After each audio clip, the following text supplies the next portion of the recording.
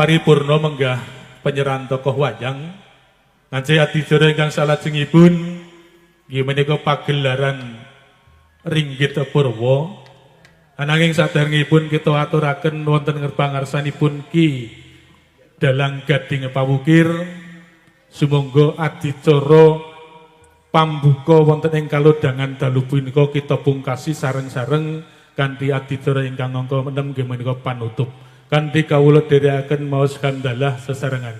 Alhamdulillah rabbil alamin. Wedal salajengipun kunjuk katur dumateng dateng Ki Gading Pawukir sasana Pandayawara katur sak cekapipun.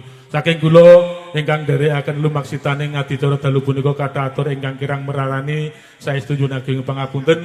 Kawula akhiri assalamualaikum warahmatullahi wabarakatuh.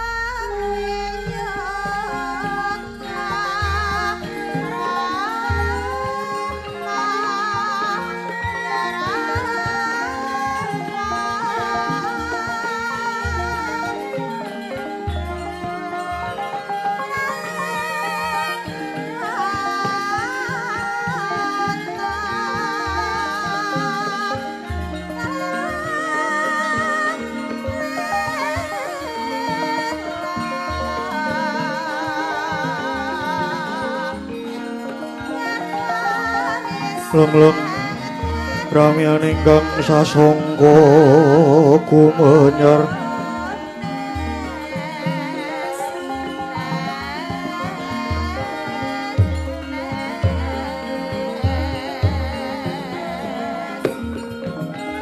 mangrenggorong mendure manggen tanwa sireng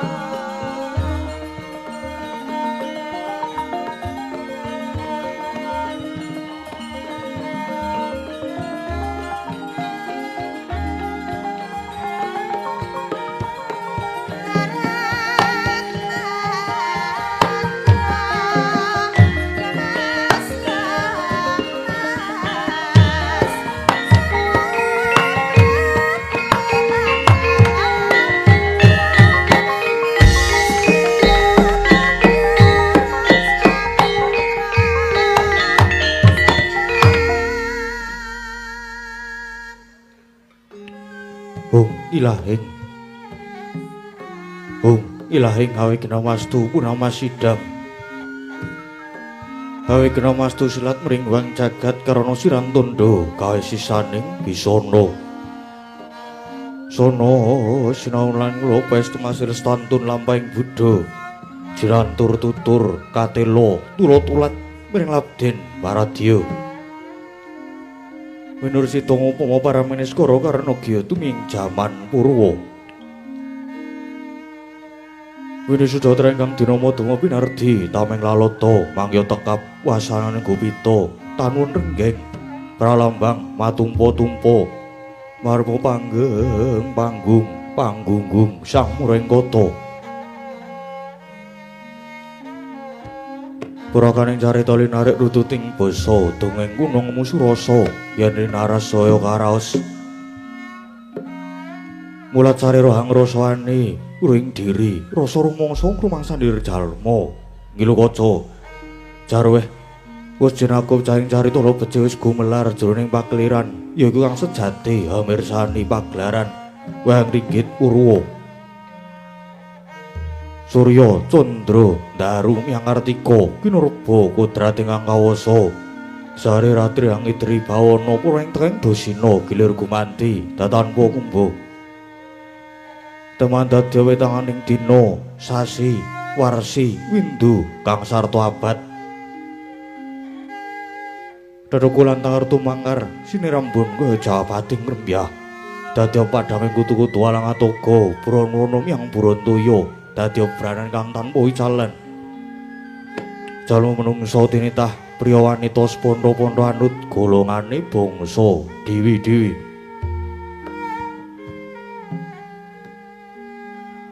Anengken negare pundi ta ingkang kawadi Dasa Purwa eka marang sawiji adilinuwe Dasa 10 Purwa marang wiwitan Senajan kathah titah ing doa ingkang sinungga ing Pratiwi kinasonganing Akasa kinapiting samudra Raja Samyanggana raras naing datan kadhe ingkang ginupiting dalu sawangke yakti ingkang sinebat gumelaring negari Wirata awan tesa kinarya kandha saratri mangkawit ngupaya negari 100 tananduk kalih nadyan 1000 tan jangkep sadosa dasar negari ingkang panjang punjung pasir wukir loh jinawi gemah ripah kerta tata turaharja Tur dasar para kawulane sadaya samya sayek saeka kapti akarya luhuring nusa bangsa lan negri. Tu negaring Wirata kena winastan negara ingkang gedhe obore padhang jagate dhuwur kukuse jero tancepe adoh marang kuncarane. Mila datana momo kalamun ngengung tejane ngambar harum kuntaping negri. Lah sinten to ingkang jumeneng nata hambek bau denda aku Nyakrawati yakti aja juluk Moho Prabu Matswapati, ya Prabu Durgandana, ya Prabu Mangsawati. Nalendra ingkang berbudi pawleksana tur ambek angayomi dharma, angayomi agami suci, angayomi para kawula kang sami angreksa rarejaning nagri. Tuen angayomi dhateng haing sapadha-padha, anggung hangaos dhateng asanes.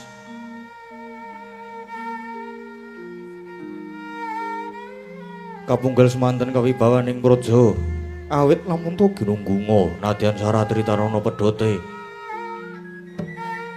nujuri sajuga sang nata keparang miyos kinangkil mungging sitinggil binaturata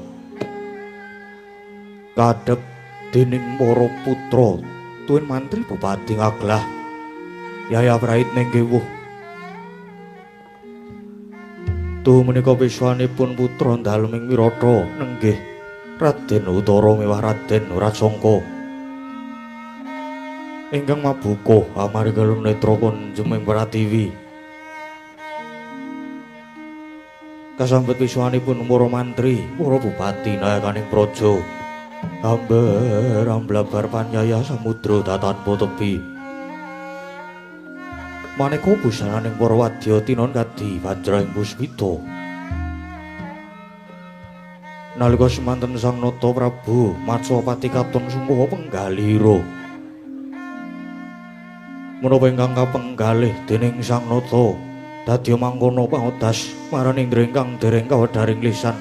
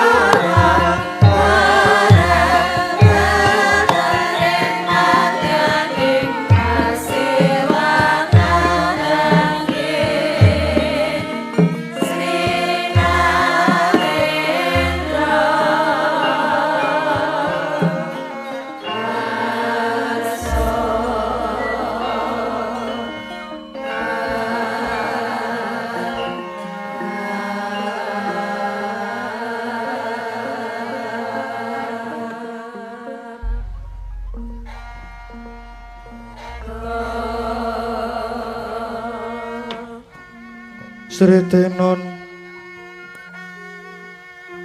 ing wasewakan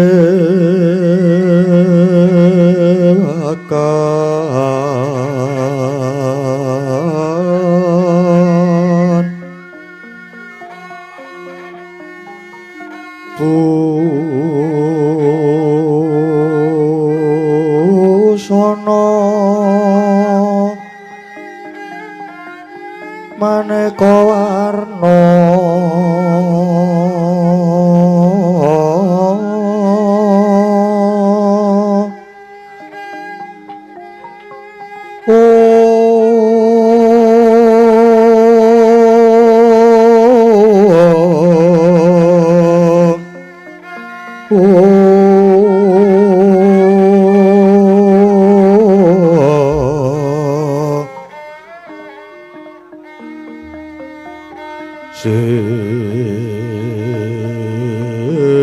Sebak puspiteng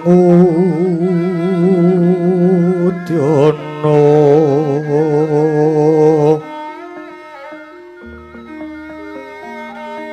ngang panjerah Sarawa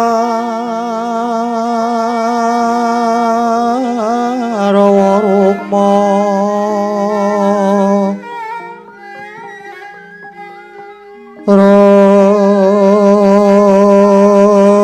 Ronggeng Manik Noro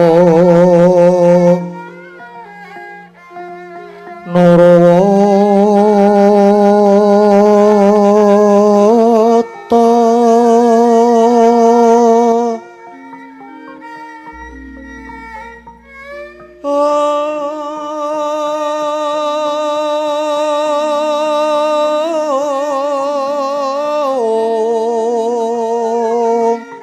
ana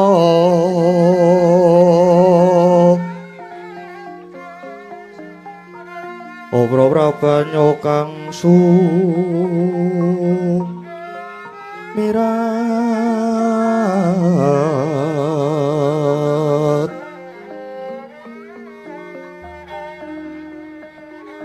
kenyaring deca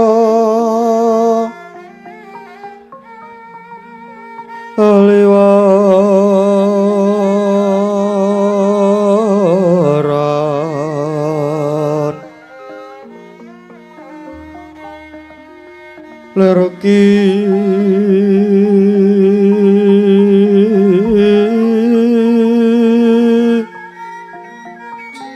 laci siring dadit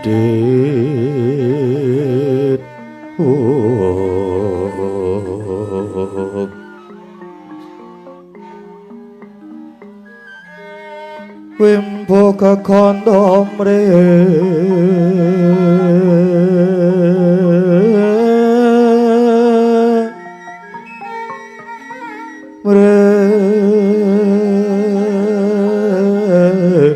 ingit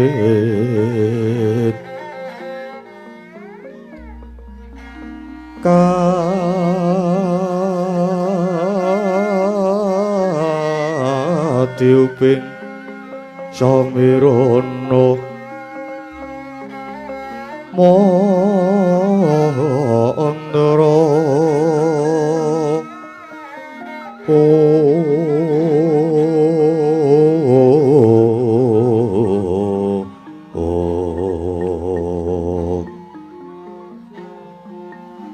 Sekaran mangambar kungas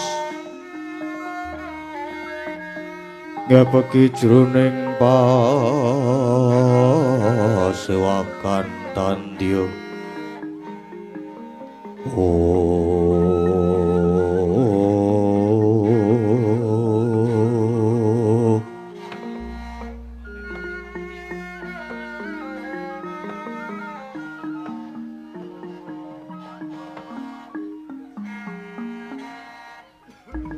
Ya jagat dewa Bathara. Duh Gusti mugi ngayung ana marang ingsun sumrambah para kaluwarga dalah para kawula. Nggih, anakku bocah bagus utara. Nuwun inggih Kanjeng Rama, wonten pangandika ing dawuh Kanjeng Rama. Kanthi Raharja sowanmu ana ngarsaning sun utara. Ih, Kanjeng Rama. Awit saking pundi pangestune Paduka Rama Prabu kasengguh pangeh maning Jawata lulus Raharja pisuwanipun ingkang putra Kunutara. Boten wonten alangan setunggal menapa kejawi saking menika. Keparenga ingkang putra ngaturaken sembah pangabekti mugi kunjuk ing ngarsanipun jimat pepunden kula Rama Prabu. Rama Prabu. Ya utara ngaturake pangabekti banget tak tampa ger anakku. Bocah bagus bisa mikul dhuwur mendem jero marang wong tuwa ora liwat pangestu wae tampanana utara. Ih, kula pundi wonten ing mestaka andadosna jimat paribe Rama Prabu. Rama Prabu. Pracangga. Anakku bocah bagus Raharja sowanmu nger Wiracangga. Ih, Kanjeng Rama. Awit saking pangestu Paduka Kanjeng Rama sowan kula winantu ing Raharjan. Sembah pangabekti kula kunjuk ing ngarsanipun Kanjeng Rama Prabu. Yo, nggih anakku bocah bagus Wiracangga. Pangestunipun Rama wae tampanana nggih Wiracangga. Ih, Kanjeng Rama kula tampi andadosna jejimat kula. Duh, Kanjeng Rama. Kepareng matur lepat nyuwun agunging samudra pangaksami wonten wigatos sing menapa. Dene Kanjeng Rama nimbali ingkang putra kekalih kados wonten ingkang dadosaken kita ninggalih Rama Prabu. Mbok bilih saged kawedaring kathah suwawi lajeng kula aturi ambabaraken ingkang putra kekalih sampun sumedya niringaken karo manglungaken jangga. Murih terwaca anggen kula nampi sabdanipun Rama Prabu. Duh, sinuwun sesembahan kula Rama Prabu. Rama Prabu Matswapati. Kanjra ingkang puspita rum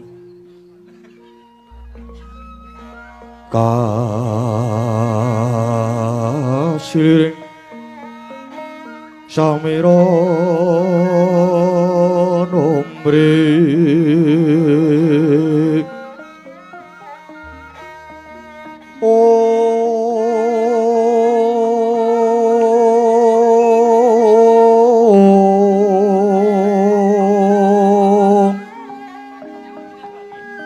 Sekar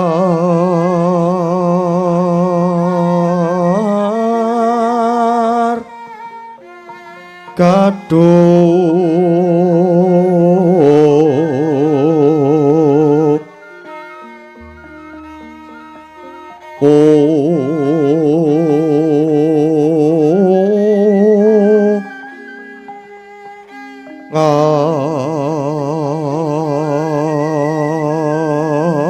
ngas kadanyo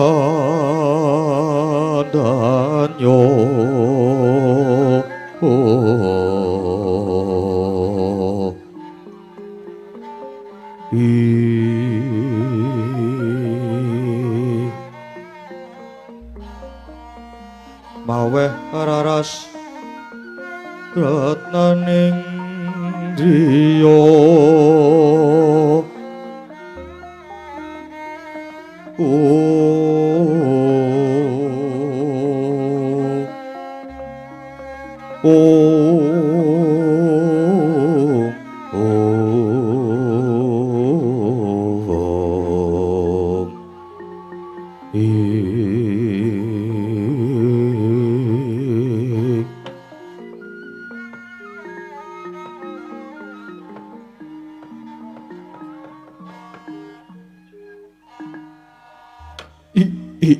jagat wasisaning Bathara wayah Bathara jagat anakku ngger utara lan ora sangka aku ngerti wis sakloron ngadhep ana ngersanipun Rama mung meneng wae merga kabeh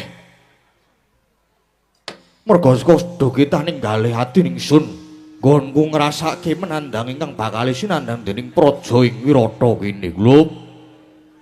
Gedhe pangarep-areping pun bapa persasat kaya kandhane wong kuno mbiyen pangudange menyang anak anungan Indita bocah lanang mursid kang bisa mikul dhuwur menjero marang wong tuwa nger Aku tak kondo ya, aku tak kondo. Yen nyawang negara Wirata iki kudune aku seneng merga negara iki umure wis suwe. Bareng tak teliti kanthi permati jebul rusaking kahanan niku ora saka pun bapa nanging tak sawang-sawang saka pungga negara Wirata dhewe ingkang ora noleh marang jati dirine.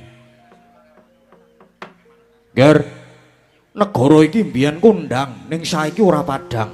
Kondange Wirata ngebaki jagat nanging jebul jerone saiki peteng merga pirang-pirang perkara. Mung sarwa ruwete amarga kuwi mau. Punggawa negara Wirata sing mung gugu karepe dhewe padha rebut ing ngarep ning nyatane ora kena diarep-arep. Mula ketok saka njaba padhang ning sejatine jerone peteng. Utara wonten dawuh Rama Prabu, negaraku iki sejatine negara sing sentosa ning jerone rekasa. Tak baleni meneh, negara Wirata iki sentosa nek disawang saka njaba nanging jerone iki rekasa. Ketoke bakoh kukuh balaku ratu nayaka negaraku sedulur-sedulurku dhewe perjuritku yutan akeh ning jero negara ora tentrem. Negara iki diobok-obok, negara iki diremuk bubuk nanging sing remuk ya wong saka jero dhewe. Uripe kawulaku kabeh kaya tanpa pangayoman, isine mung padha regejekan kabeh bingung nggone njaga awake. Oh ger, mongko aku wis mutusake lan netepake perkara yen sago dadi pamonging para kawula kuwi kudu tumindake tata kejaba tata uga titi, kejaba titi uga titis, kejaba titis uga tutus. Nek wis tutus banjur tetes banjur tatas lire. Tata kuwi tegese anut paugeran, ya paugraning agama, paugraning negara, ya paugraning bebrayan. Banjur titi nyumuruhi perkara saka bangga tekan pucuk, aja mung adhedhasar palapuran ingkang kala-kala sok ora cocok marang kahanan saknyatane. Banjur titis wong sago dadi pangembat praja, wong sago dadi pangayom, wong sago dadi pamong. Nek nibake pidana utawa maringi dedana kudu trep kelawan kang kudu nampa.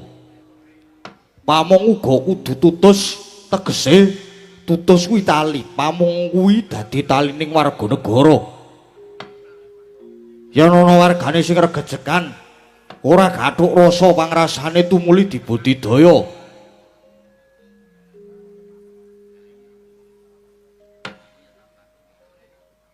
Banjur tetes kuwi ucape kudu cocok kelawan karo sing ditindakake. Kedaling lathik jumbuh kelawan pekertine, aja mung janji ning tanpa bukti. Wong saguh ngomong kawula kudu gelem meweh tatas bisa ngrampungi perkara kanthi wicaksana saengga negara tentrem, ora ana untran-untran kang dumadi. Nanging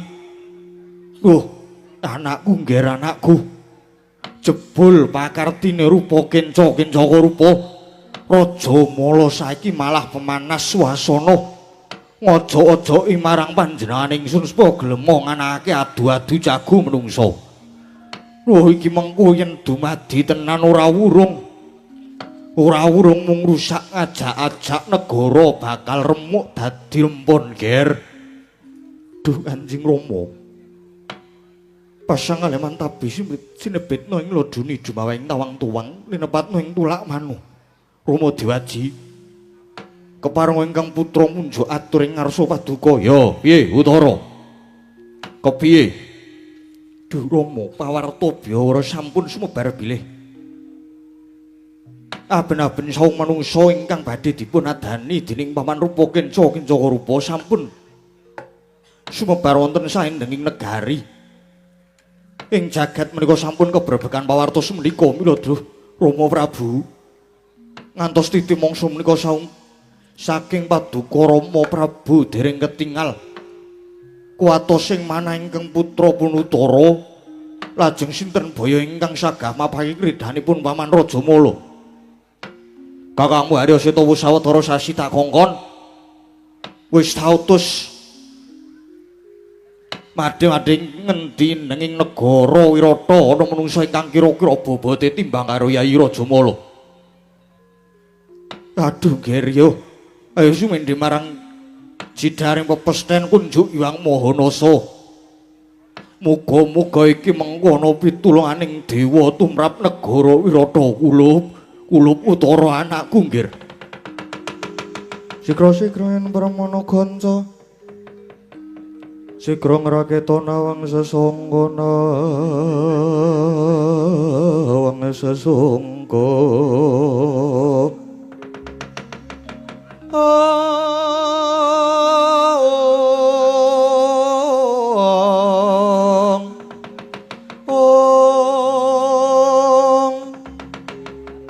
Kaing Sri Nalendra ambek marosing sang katriku mulung mangrempak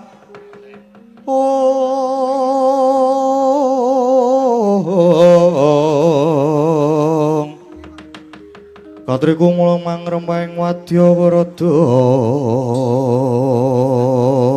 kura ora reka kiri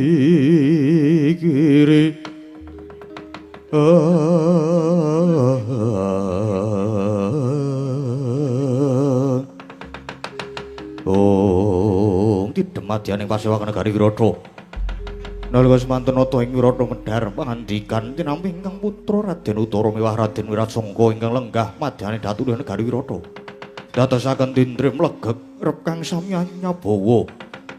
Nadan godhongan datan ana kang ubah samirana datan limampah. Nadyan Nata Wirata Prabu Majapati datan mubah datan musik nganti kaya pratima kencana. Pratima tegese golek kencana masumra cahane nganti kaya golek kencana. Aku lenggahi kanyut minangka wardu jare wong ganten wardu jare wong akecoh. Minangka durung abang ida dereng manjing pertala kasaru geger njaba pihak ngarsa tangkeping wuri.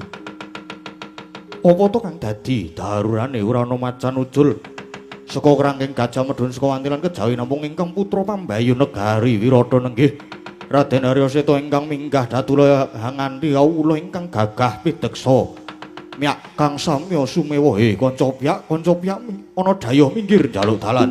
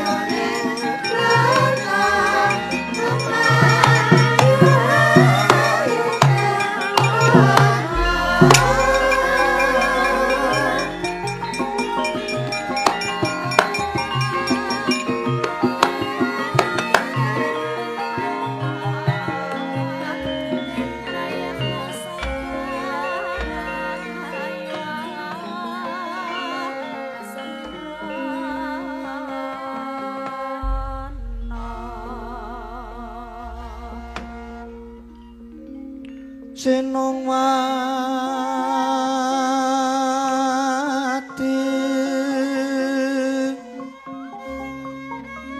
Senongwati jagat kinari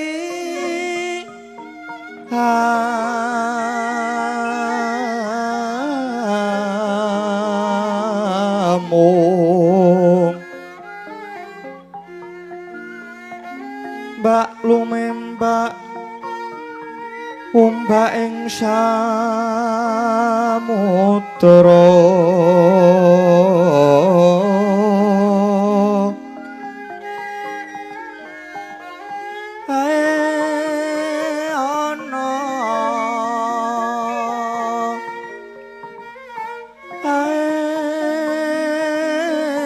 ana bali lumutambang kanggeng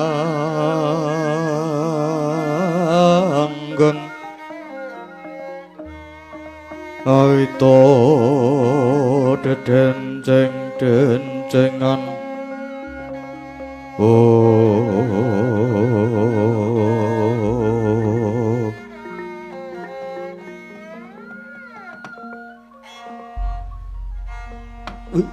Ila dalah jagat dewa Bathara Seta anakku bocah bagus Seta wonten dawuh Dewaji pabekti kula kunjuk Rama Prabu ya tak tampa kowe nalika semana tak kongkon saiki bali nggawa bocah gedhe dhuwur karo wong tuwik kaya ngono kuwi. Sapa iki Seta? Ih. Matur prasajan kula Rama Prabu. Waleh-waleh menapa? Kawgening manah rikala paduka nampi dawuh. Rikala kula nampi dawuh paduka Rama Dewaji supados ngupaya saung kinarya tandhingipun Paman Harya Rajamala. Ngantos bingung-bilungan sok-sokan salebeting manah kula. Kula pinanggih kalian juru sampun peken ageng Wirata naminipun Dwija Wangka ingkang matur bilih wonten pejagalan wonten lare nem-neman ingkang sembada dada baunipun kapara nyata inggih lare mriku tumunten kula beta mriki kalian tiyang sepuhipun ingkang naminipun Kyai Jagal Walakas. Dene lare menika naminipun Joko Abila inggih Jagal Balawa. Ila dalah. Wah, jagat dewa Bathara. Ki Walakas. Kula nuwun wonten pangandika ing dawuh sinuwun. Ngaturaken pangabekti mugi kunjuk wonten sandhaping kepada paduka sinuwun. Sinuwun Matswapati. Yo, tak tampa. Kowe Kyai Jagal Walakas. Nggih. Nami kula pun Jagal Walakas saking dusun Pejagalan. Lan menika anak kula pun Jaka Balawa inggih Jagal Abilawa. Wah. Pacwawati ratuku. Aku ngaturake basaku katur. Lho, kok mung ngaturake basa marang ratu kudune ngaturake bekti. Aku ora iso ngaturake bekti marang sapa wae. Nadyan to kuwi Ratu Wirapa. Lho, sebabe apa? Kowe menungsa lumrah. Kowe dudu anak punggawa praja, kowe dudu dewa. Ya kene ora ngaturke bekti marang Matswapati. Wah, gelem ya ngono, ora gelem ya wis. Kisahku ya mung kaya ngono kuwi. Kowe mau ki lek ya nang dalan wis tak omongi. yen ning ngarepe ratu kuwi ngaturake pangabekti ngono bocah kok kandhanane kok angele ora jamak. Wah, aku ora iso. Mbak ya kowe iki lungguh ngisor ndodok kaya aku iki. Kraton ki nggone wong tata krama. Kene iki samubarang budaya dimarsudi ayo dadak ngisor. Kah, aku yo ngene iki. Aduh nggih nyuwun pangapunten nggih sinuwun. Lare menika mboten nate mangan pawiyatan nggih. Ngaten menika angel kandhan-kandhanane. Ya wis ora dadi ngopo, ora dadi ngopo. Yen pancen kaya ngono kuwi lagak-lagon lagiane. Iki anakmu. Nggih. Niki anak kula dos pundi gagah to? Yo, wah. Aku ora ngerti yen kowe duwe anak semono gedene. Mongko kowe iki yo mung tukang mbleh kewan andum daging ana ing kutha Wirata. Nggih sinuwun. Anak kula menika menawi sampun nyambut damel pun wah boten purun leren. Boten wonten tandingipun. Nanging nyuwun pangapunten. Gandeng lare menika boten mangan sekolahan nggih kados menika. Yo, ora dadi ngopo. Seto. Apa pancen iki sing arep mbok dadekke jago minangka tandinge pamanmu Harya Raja Mala? Tetelo makaten Rama Prabu. Awit saking ngaturipun Dwija Kangkung menika satemah kula nyekseni piyambak. Awit nalika kula gigang nedhangipun tilem wonten ing malang kandhang sapi. Kula tamani pusaka mletik medal atunipun. Lho. Mletik metu gendine. Tegese bocah iki atos balunge ulet kulite. Makaten Rama Prabu. Iya. Balawa. Ana dawuh apa Majapati ratuku? Kowe wis ditembung, kowe wis dikandhani karo anakku Seta supaya dadi jago negara Wirata minangka tandinge Raden Rajamala. Apa kowe saguh? Wah, ya aku saguh. Kuwi bener Seta. Rama Prabu. Walakas Lawanten dawuh sinuwun. Anakmu entuk tak dadekke jago. Yen pancen kowe kelas lair terus sing batin, saiki kowe njaluk redana pirang ewu dinar tak bayar, ora bakal tak semayami waton anakmu dadi jago Wirata. Waduh duh. Glo kowe iki lagi sagu wis arep diwenehi apa-apa Balawa. Wah, aku ora butuh apa-apa. Aku mung butuh ngaturake nyawaku, jiwa ragaku, urip lan patiku kanggo tetombok mure aja rontok siraping kepraban negara Wirata. Aja rusak negaramu, aja dilengser kelungguhanmu. Lho. Kok titis temen genemanmu Balawa? Balawa. Kowe iki bocah apa? Kyai Jagal Walakas, kowe entuk apa mbokne ya ngentuki anakmu Balawa iki dadi jago Wirata? Pikiran dhisik lahir batin. Iki mengko totoane kudu mati salah siji. Tegese nek anakmu sing kalah Jagal Bilawa mati. Yen Jagal Bilawa sing unggul tegese jago Kanoman si Rajamala sing bakal mati. Nggih sampun kuatos. Nyai Walakas nggih sampun ngidini mboten apa-apa sinuwun. Kula pitahi anak kula mesti mimpang. Wong lare menika mboten purun kalah kalih sinten kemawon kok. Yo. Ning kuwi rak yo nek wong lumrah. Ning iki jago Kanoman kuwi senopati negara Wirata sing jagat tanpa timbang kasektene. Apa anakmu ora gigrik? Mboten. Balawa, kowe wedi apa ora wong Balawa? Wah, saiki urip ora ana sing tawedeni. Aja meneh mung Raja Mala. Ayo dukno ratuning Gandharwa aku ora bakal mingkuh. Lah menika sami ta kalih kula. Kula menika nggih kendel kados menika ning niki wulangan kula nggih ngaten iki lho. Ning kowe nek sago tenan lho Balawa. Nek tekan nggon ngisini-sini tak keprobat aku lho kowe engko.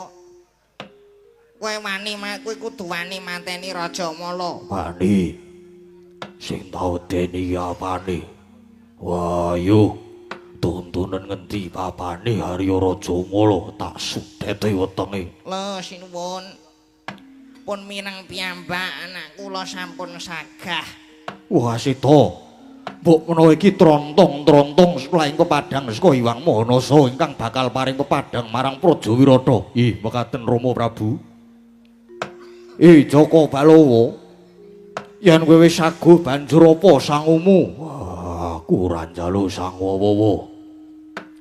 Mengko yen tak sawang, yen aku njaluk dadi punggawa.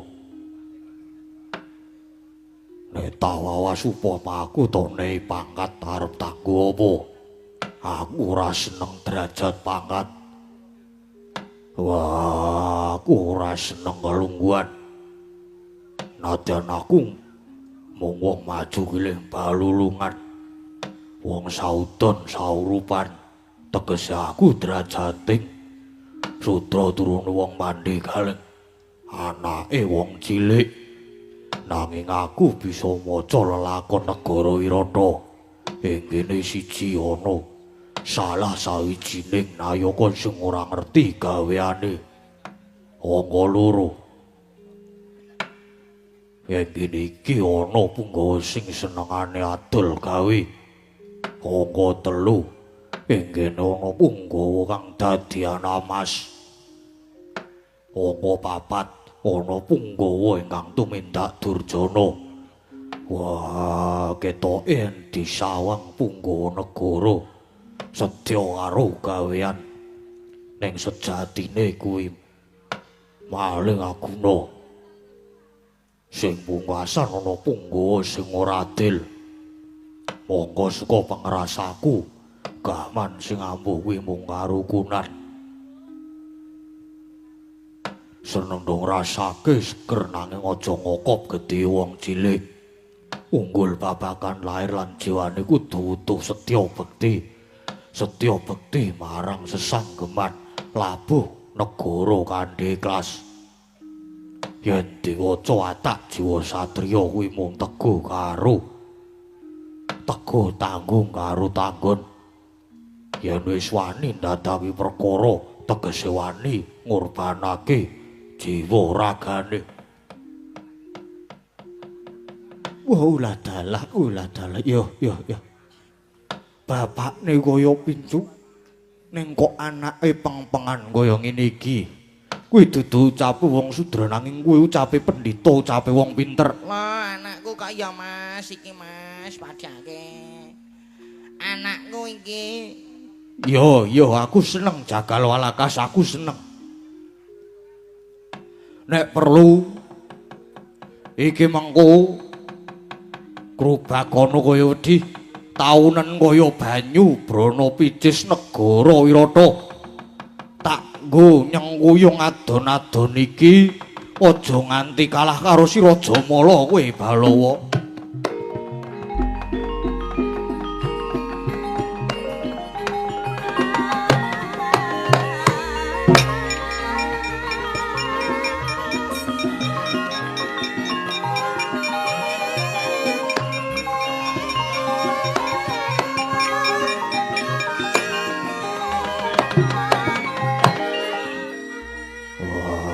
Maturke panuwun kang tanpa upama.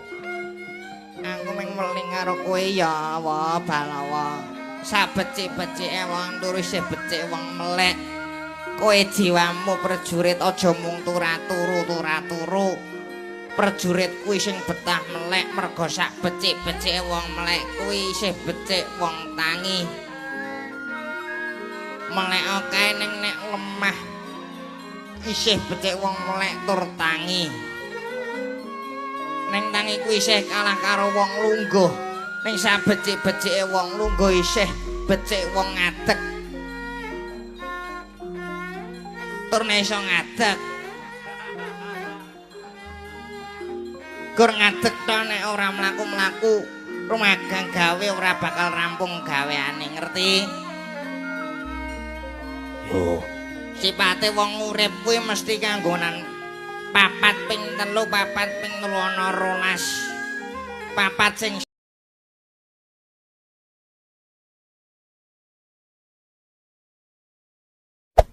Hey there.